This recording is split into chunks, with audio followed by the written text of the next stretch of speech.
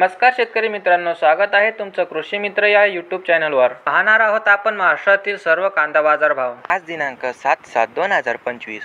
Subscribe नक्की करा आणि महाराष्ट्रातील पिकाचे बाजार भाव बघा।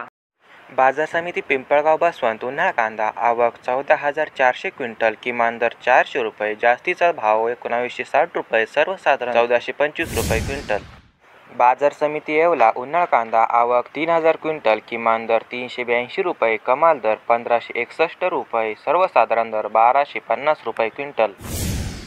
बाजार समिती नाशिक उन्हाळा कांदा आवक 3,238 क्विंटल, किमान दर 300, कमाल दर 1600, सर्वसाधारण दर 850 रुपये क्विंटल।